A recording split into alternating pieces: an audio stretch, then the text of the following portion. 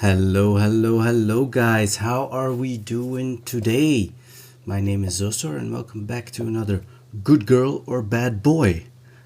We have the new title, and today we are judging Luxanna, the Lady of Luminosity, because of her relationship with Silas. And Silas we did last time, and we're trying to, if there's a relationship between champions, to kind of go on to the most logical one next.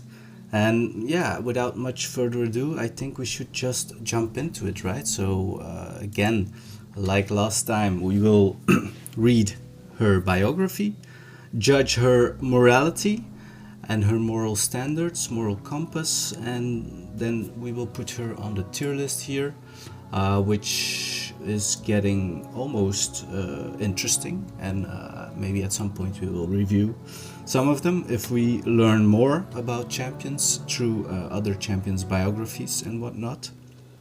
But for now, let's stay with Lux and let's get into it, right? So, Lux, the Lady of Luminosity. Luxanna, or Lux as she preferred to be called, grew up in the Demacian city of High Silvermere, along with her older brother Garen. They were born to the prestigious Crownguard family, which had served for generations as protectors of the kings of Demacia. Their grandfather saved the king's life at the Battle of Storm's Fang, and their aunt Tiana was named commander of the elite Dauntless Vanguard regiment before Lux was born. Garen took to his family's role with fervor, joining the military when he was still little more than a boy. Lux, in his absence, was expected to help run the family's many estates, a task she resented even as a young child. She wanted to explore the world, to see what lay beyond the walls and borders of Demacia. She idolized Garen, but railed against his insistence that she put her own ambitions aside. To the endless frustration of Lux's tutors, who sought to prepare her for a life of dutiful service to the Crownguard family, she would question their every teaching, examine differing perspectives, and seek out knowledge far beyond what they were prepared for. Even so, few could find it in themselves to stay angry at Lux, with her zest for life and intoxicating optimism. Little did any of them know a time of change was approaching. Magic had once brought Runeterra to the brink of annihilation, and Demacia had been founded as a place where such powers were forbidden. Many of the kingdom's folk tales told of pure hearts turned dark by the lure of magic. Indeed, Lux and Garen's uncle had been slain by a rogue mage some years earlier. And there were fearful whispers, rumors from beyond the great mountains, that magic was rising once more in the world. Riding home one fateful night, Lux and her horse were attacked by a ravenous saber-wolf pack. In a moment of fear and desperation, the young girl let loose a torrent of magical light from deep within her, routing the beasts but leaving her shivering in fear. Magic, the terror of the Demacian myths, was as much a part of Lux as her Crownguard lineage. Fear and doubt gnawed at her. Would she become evil? Was she an abomination to be imprisoned or exiled? At the very least, if her powers were discovered, it would see the Crownguard name disgraced forever. With Garen spending more time away from High Silvermere, Lux found herself alone in the halls of their family home. Still, over time, she became more familiar with her magic and her sleepless nights. Fists clenched, willing her inner light to fade, became fewer and fewer. She began experimenting in secret, playing with sunbeams in the courtyards, bending them into solid form, and even creating tiny, glowing figures in her palm. She resolved to keep it a secret as much as she could. When she was 16, Lux traveled with her parents Peter and Agatha to their formal residence in the great city of Demacia to witness Garen's investiture into the honored ranks of the Dauntless Vanguard. The city dazzled Lux.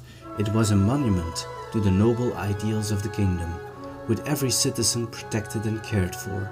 And it was there that Lux learned of the Illuminators, a charitable religious order working to help the sick and the poor. Between her family's courtly engagements, she became close with a knight of the order named Kahina, who also taught Lux more martial skills, sparring and training with her in the gardens of the Crownguard Manor. Spending more time in the capital, Lux has finally begun to learn about the wider world, its diversity and its history. She now understands that the Demacian way of life is not the only way, and with clear eyes she can see her love for her homeland standing alongside her desire to see it made more just, and perhaps a little more accepting of mages like her. Well guys, I guess semi-interesting backstory. It doesn't really tell us much other than Lux led a very sheltered life, very rich family, you know. She got all the opportunities in life, so she hasn't really, from what it seems, she hasn't really been tested, or at least her moral compass hasn't really been tested. We learned from Silas's story that she helped him, which seems to point to the fact that she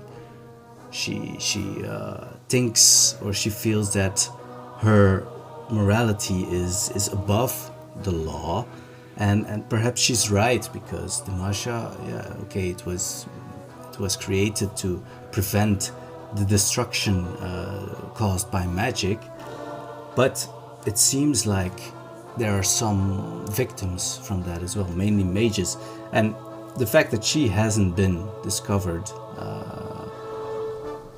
is weird to me, because it seems like her parents really know that she's a mage, and she's not that lawful in the sense that when she learned that she was a mage, she should have gone to the authorities and you know, joined this order, probably where Silas was in for a while, to you know, help hunt mages, but she didn't. There's no mention of that at all, so I find it really hard to rate her here,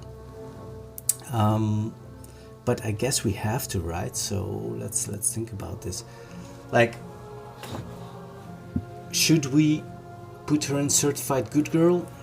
Hard to tell, because we don't really know too much, and she's still so young. I feel like there's still a story that needs to unfold about her. So yeah, good intentions, bad methods, we can't say that either. Morally confusing baddie? No, it's not that morally confusing. But she's definitely not a bad boy or straight up villain. So I guess we will just have to put her up here with Gwen as a certified good girl for now. You know, if we learn more about her, we might change it. Maybe there's more to her story, and maybe at one point I will get back to it. But for now, I think we're just gonna put her here on certified good girl, and we'll see later whether there's any changes that are necessary. So I think that's it, guys. A short one. It was a short biography, really. I hope Riot does something more with Lux. Maybe we will see her in the next season of Arcane, whenever that comes out. I'm not really sure. And by that we can, you know, go deeper into her personality. But yeah, that's gonna be it for today, guys. Let's see who are we doing next. I guess we have to do Garen, right? Because that's the most logical. I didn't know they were brother and sister, so we learned something new today. And yeah, I guess that's it, guys. Thanks for watching. Hope you enjoyed this video and hope you learned something. Please like, subscribe, comment, all that stuff. And I'll see you in the next one. Bye bye.